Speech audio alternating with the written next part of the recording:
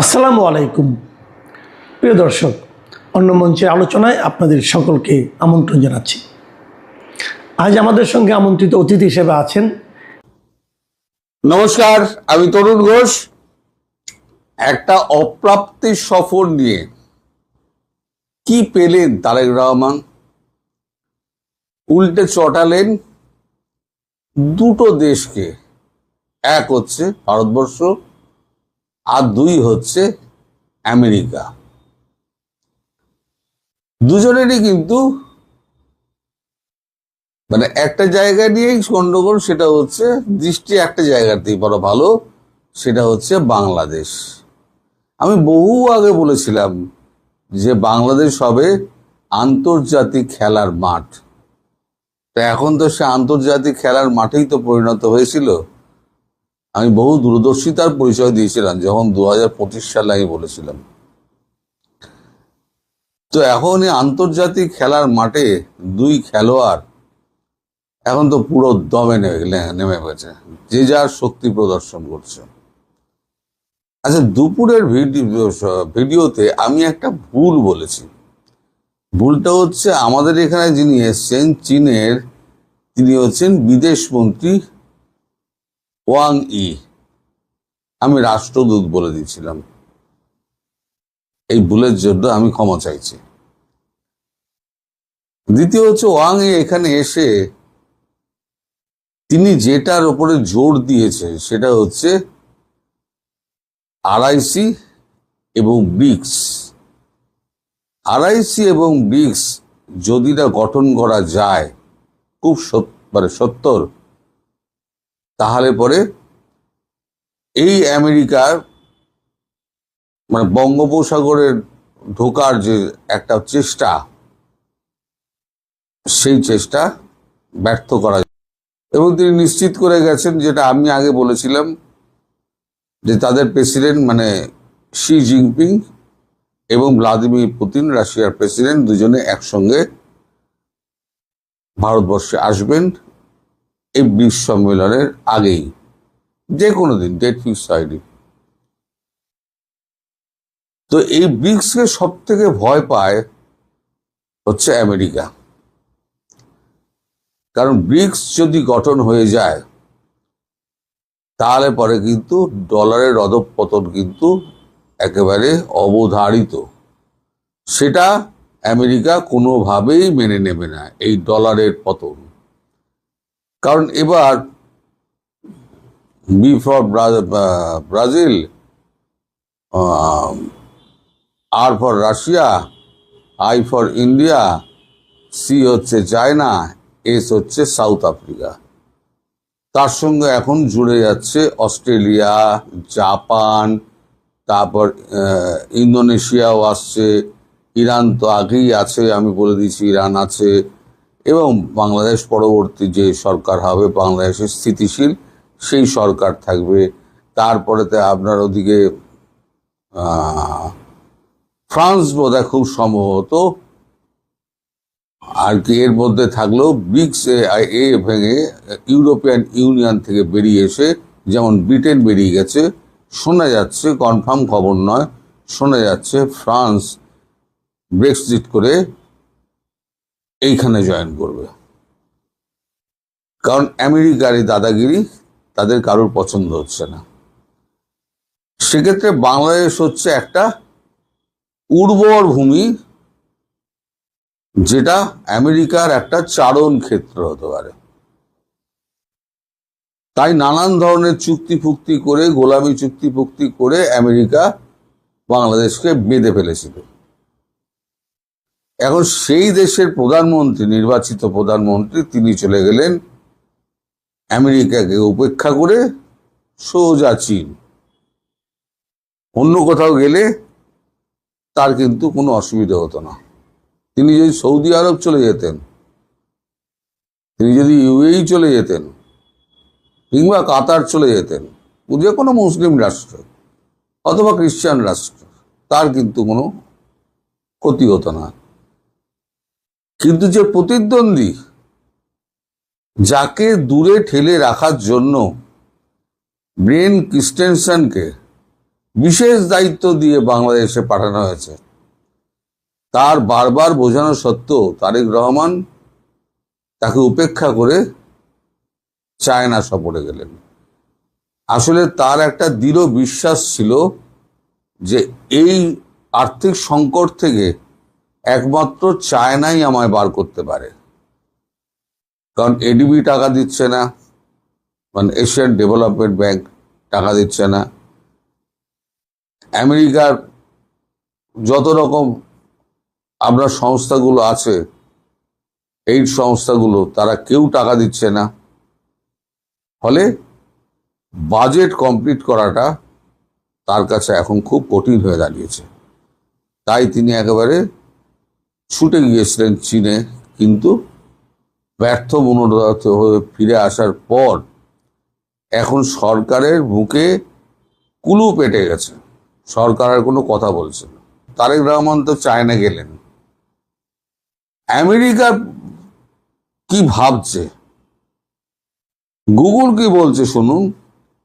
বাংলাদেশের প্রধানমন্ত্রী তারেক রহমানের চীন সফর নিয়ে যুক্তরাষ্ট্র উদ্বেগ প্রকাশ করেছে এবং বেইজিং এর সঙ্গে গভীরতর কৌশলগত ও অর্থনৈতিক সম্পর্ককে বঙ্গোপসাগরে পশ্চিমা নিরাপত্তা এবং ভূ রাজনৈতিক স্বার্থের প্রতি একটি চ্যালেঞ্জ হিসেবে দেখছে। তার মানে আমেরিকা যেটা করতে চাইছে সেটাকে চ্যালেঞ্জ জানানো হচ্ছে। মার্কিন প্রতিক্রিয়া বেশ কয়েকটি মূল গতিশীলতা দ্বারা গঠিত হয়। এক, নিরাপত্তার উদ্বেগ। যুক্তরাষ্ট্র বাংলাদেশ ও চীনের মধ্যে সম্প্রসারণশীল প্রতিরক্ষা সহযোগিতা এবং সম্ভাব্য সামরিক প্রযুক্তি চুক্তিকে আঞ্চলিক স্থিতিশীলতার মধ্যে হুমকি হিসেবে দেখছে। আঞ্চলিক স্থিতিশীলতা তার মানে আমেরিকার চোখে বিঘ্নিত হচ্ছে। বৈশ্বিক ক্ষমতার দ্বন্দ্ব। ওয়াশিংটন এই সফরকে, যা দ্বিপাক্ষিক সম্পর্কে একটি ব্যাপক কৌশলগত সহযোগিতামূলক অংশীদারিত্বের পর্যায়ে উন্নীত করেছে, বেজিংয়ে বেল্ট অ্যান্ড রোড ইনিশিয়েটিভ এবং দক্ষিণ এশিয়ায় তার বৃহত্তম সম্প্রসারণ হিসেবে দেখছে। মানে এই সফরটাকে সে বেল্ট অ্যান্ড রোড ইনিশিয়েটিভ এটাই দেখছে, চীনের ওই ব্যাপারটাই দেখছে, এবং সহযোগিতামূলক সম্পর্ক হিসেবে দেখছে। চীনের সঙ্গে যাই হোক না কেন, তার মাথায় কিন্তু, ডোনাল্ড ট্রাম্পের মাথায় কিন্তু এইগুলো ঘুরে বেড়াচ্ছে, বা আমেরিকার মাথায় এগুলো ঘুরে বেড়াচ্ছে। জটিল দ্বিপাক্ষিক সম্পর্ক। যুক্তরাষ্ট্র বাংলাদেশ সম্পর্ক বর্তমানে টানাপোড়েনের মধ্যে রয়েছে। ওয়াশিংটন বাংলাদেশি নাগরিকদের উপরে ভিসা, বন্ড ব্যবস্থা ও ভ্রমণ নিষেধাজ্ঞা আরোপ করেছে এবং তারেক রহমান যুক্তরাষ্ট্রের ভ্রমণ সংক্রান্ত অমীমাংসিত জটিলতার সম্মুখীন। মানে এখনো ওনার ওটা ক্লিয়ারেন্স হয়নি। চীন যেখানে বিদেশি হস্তক্ষেপ প্রত্যাখ্যান করার ক্ষেত্রে বাংলাদেশকে সক্রিয়ভাবে সমর্থন করছে, সেখানে যুক্তরাষ্ট্র পশ্চিমা রপ্তানি বাজার না হারিয়ে বেইজিং ও নয়াদিল্লির মধ্যে সম্পর্ককে ভারসাম্য রক্ষায় ঢাকার প্রচেষ্টার উপর নিবিড়ভাবে নজর রাখছে। তার মানে ঢাকা যা করছে তার উপরে কিন্তু নিবিড়ভাবে নজর রাখছে। আমি বলেছিলাম না, আমি দুপুরবেলার ভিডিওতে এইটা বলিনি এই কারণে, দুটোকে একসঙ্গে করলে পরে জট পাকিয়ে যাবে, তার থেকে আমি আলাদা আলাদা করে দিয়েছি। এখন ট্রাম্প একটা জিনিসে খুব ভয় পান, আগেও বলেছে, সেটা হচ্ছে ব্রিক্স। তার কারেন্সি যদি মানে মূল্য না থাকে, সারা পৃথিবী ডলারে চলছে। এখন সারা পৃথিবীর কাছে যে ট্রেজারি বন্ড রয়েছে, প্রত্যেকটা গভর্নমেন্ট, প্রত্যেকটা দেশ ইউএস ট্রেজারি বন্ড কিনে রেখে দিয়েছে। মোটামুটি আপনার 350 ট্রিলিয়ন ডলারের ট্রেজারি বন্ড বিভিন্ন দেশের কাছে রয়েছে। শুধু চীনের কাছে আছে 176 ট্রিলিয়ন ডলার, শুধু চীনের কাছে। বাকিগুলো সমস্ত আলাদা। এবার শুধু চীন, ভারত, রাশিয়া, তারপর ব্রাজিল, সাউথ আফ্রিকা যে যা কিনে রেখে দিয়েছে, সব ট্রেজারি বন্ডগুলো যদি ফেলে দেয়, দিয়ে বলে যদি আমায় টাকা দাও, আমেরিকা দেউলিয়া হয়ে যাবে।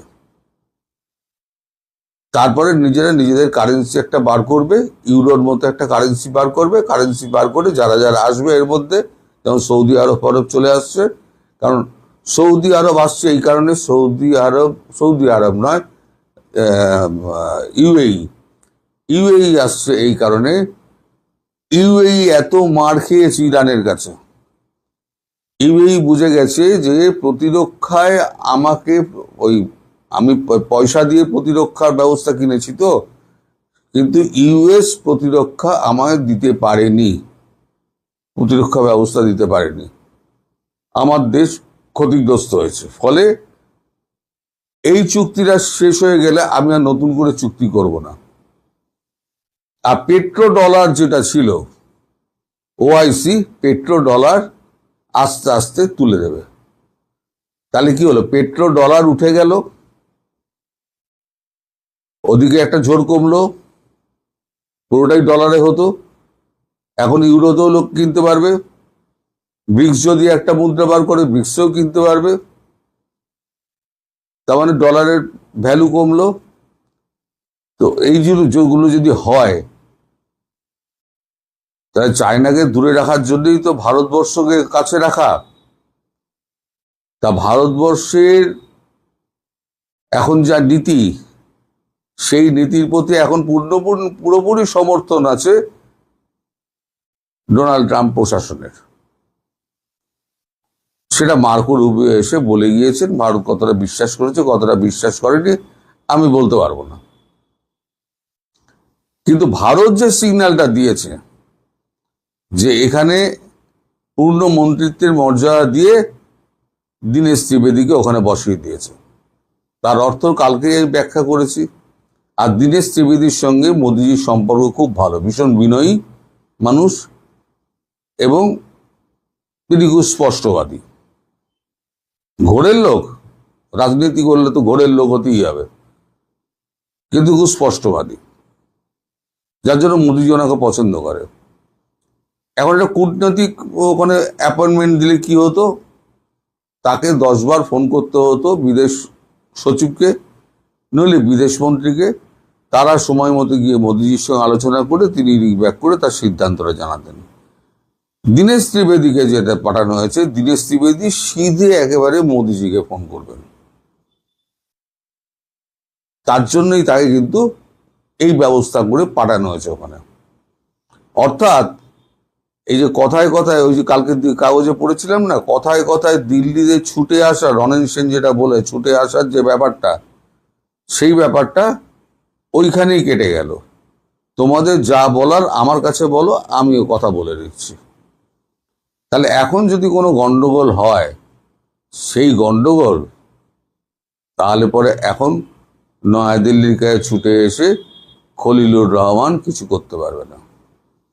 আর আমার আশঙ্কা, সত্যি কি মিথ্যে পরে দেখতে পাবেন আপনারা, মার্কো রুবিও খুব শিগগিরই খলিলুর রহমানকে ডেকে পাঠাবে, ডেকে পাঠিয়ে এর ব্যাখ্যা চাইবে। হয়তো ডেকে এত করে পাঠিয়েছে সে খবর আমরা জানি না, কিন্তু পাঠাবে তো নিশ্চিতভাবে। আপনারাও জানেন, বুঝতে পারছেন, আমরাও বুঝতে পারছি। আর এবার নিষ্পেষণ কাকে বলে, মানে কাঠের ঘানিতে ফেলে তেল যেরকম বার করে না, নিষ্পেষণ কাকে বলে, আমেরিকা এবার দেখিয়ে দেবে বাংলাদেশকে। আর ভারত চুপচাপ বসে বসে দেখবে। খুব বেড়েছিলি বার, তারাই বলেছি পেটে দানা পানি না পড়লে তাহলে ধর্ম সব ভোগে চলে যাবে, জানলা দিয়ে পাখি হয়ে উড়ে বেরিয়ে যাবে ধর্ম। যাই হোক, আপনারা দেখতে থাকুন। এখন তেলের ঘানিতে ফেলে রসকস কি করে বার করে, তার জন্য আপনাদের কটা দিন অপেক্ষা করতে হবে। আপনাদের কপালে চরম দুর্ভোগ, তার জন্যই আমি বলেছি দুর্ভিক্ষের জন্য তৈরি থাকুন। আসসালামু আলাইকুম রহমতুল্লাহি ওয়াবারাকাতুহু। সম্মানিত দর্শক, প্রধানমন্ত্রী চীন ভ্রমণ শেষে বাংলাদেশে ফিরে আসার পর বাংলাদেশের রাজনীতিতে ত্রিমাত্রিক কূটনৈতিক চাপ পড়বে। চীনের চাপ অব্যাহত থাকবে, ভারতের চাপ প্রবল থেকে প্রবলতর হবে। আর আমেরিকার চাপ অনেকটা বিধ্বংসী হবে। ভারত বাংলাদেশকে এই মুহূর্তে কতটা গুরুত্ব দিচ্ছে তার প্রমাণ হলো এই মুহূর্তে বাংলাদেশে যিনি ভারতের রাষ্ট্রদূত রয়েছেন মিস্টার দীনেশ ত্রিবেদী। দীনেশ ত্রিবেদীকে ভারত পূর্ণ মন্ত্রীর মর্যাদা দিয়ে বাংলাদেশে নিযুক্ত করেছে। ভারতের বিদেশ নীতির ক্ষেত্রে এরকম ঘটনা কখনো ঘটেছে বলে আমার জানা নেই। কোনো রাষ্ট্রদূতকে এভাবে মন্ত্রীর পদমর্যাদা দেওয়া হয়েছে তাও আমার জানা নেই। কোনো দেশে মন্ত্রী পর্যায়ের রাষ্ট্রদূতকে নিয়োগ দেওয়া আছে বা হয়েছে তাও আমার জানা নেই। এর আগে বাংলাদেশে যারা রাষ্ট্রদূত ছিলেন, মানে আমি যাদেরকে দেখেছি প্রথম থেকে, এরা সবাই পররাষ্ট্র মন্ত্রণালয়ের জুনিয়র এডিশনাল সেক্রেটারি ছিলেন এবং পরবর্তীতে অনেকে সিনিয়র এডিশনাল সেক্রেটারি হয়েছেন।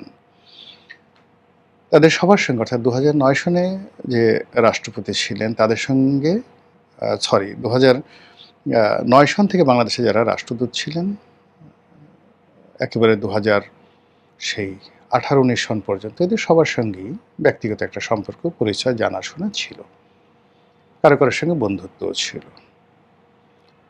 তো সেখানে কি ধরনের ডিপ্লোম্যাটরা আসে তাদের সঙ্গে মেশার ফলে বোঝার সুযোগ হয়েছে। কিন্তু এইবারই প্রথম একজন পূর্ণ মন্ত্রীর মর্যাদা সম্পন্ন ঝানু পলিটিশিয়ান, বাংলা জানা মানুষকে বাংলাদেশে পাঠানো হয়েছে।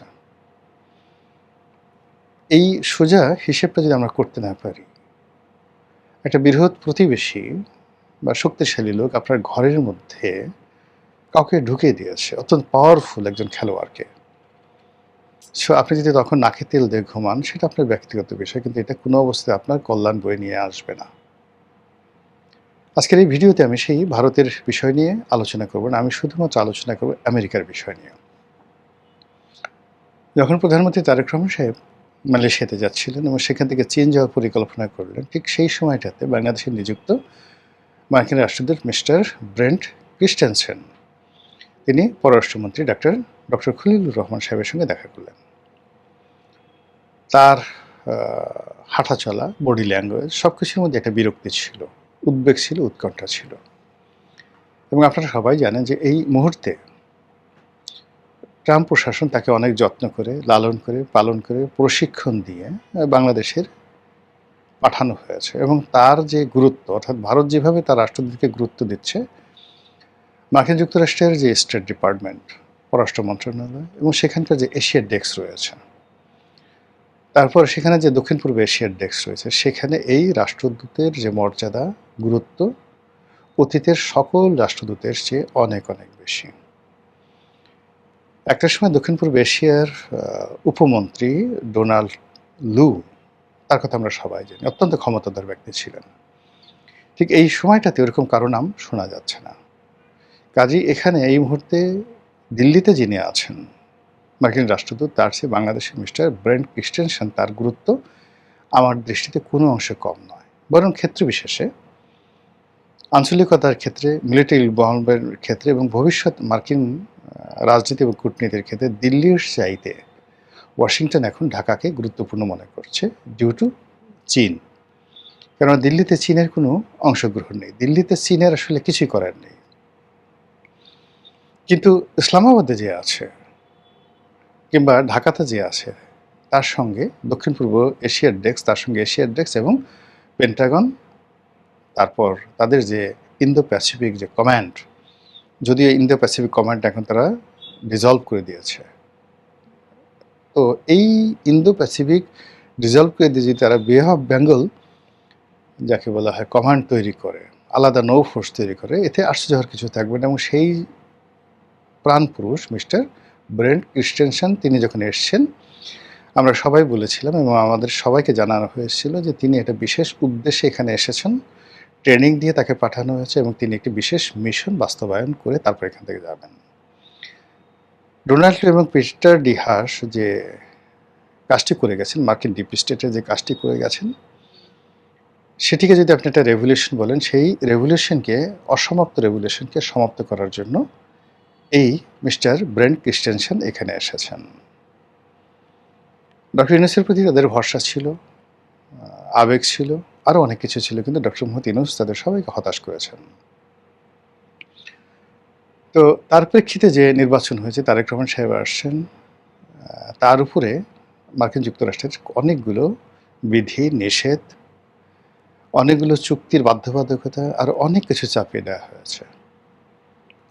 এই কাজগুলো করো, এবং সেগুলো তারেক রহমান সাহেব সরকার এই গত 4 মাসে মানে তাদের ভাত খাওয়া বন্ধ করে, পোলাও খাওয়া বন্ধ করে, নিজের অফিসের এসি চালানো বন্ধ করে দিয়ে, অভ্যাগত মেহমানদেরকে 350 টাকার খাবার খাইয়ে, তারপরে ডিম ভুনা, করলা ভাজি, ঢেঁড়স ভাজি দিয়ে ভাত খাইয়ে, টাকা বাঁচিয়ে আমেরিকা থেকে বিমান এবং অস্ত্র কেনার জন্য যত রাস্তা আছে সব রাস্তা বিএনপি ওপেন করে দিয়েছে, যেন আমেরিকার সাথে গণ্ডগোল না হয়।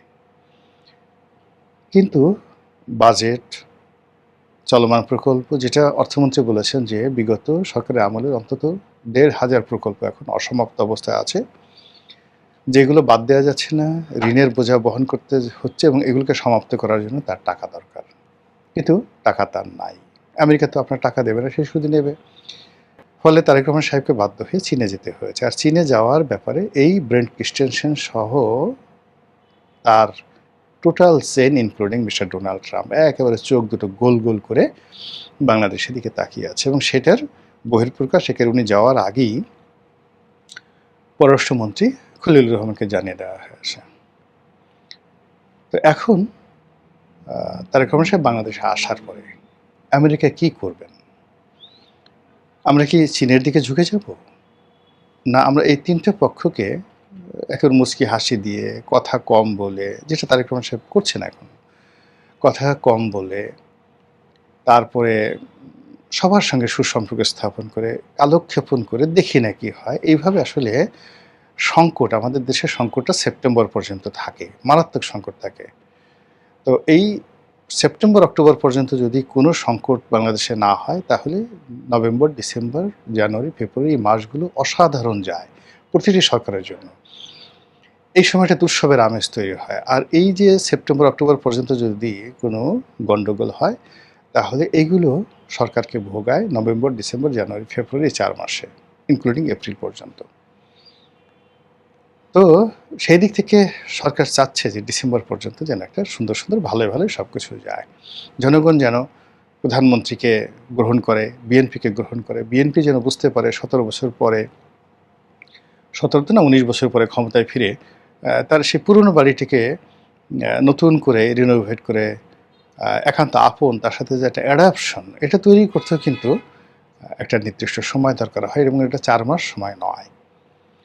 আপনি ধরেন আপনার ছেলে বহু বছর বিদেশে থাকে, আপনার স্ত্রী বাংলাদেশে আছে, আপনি প্রবাসে থাকেন, 4 বছর পরে ফিরে এলেন, আপনি রাতারাতি এই জিনিসগুলো হয় না, এই সম্পর্কটা তৈরি করতে কিছু সময় লাগে।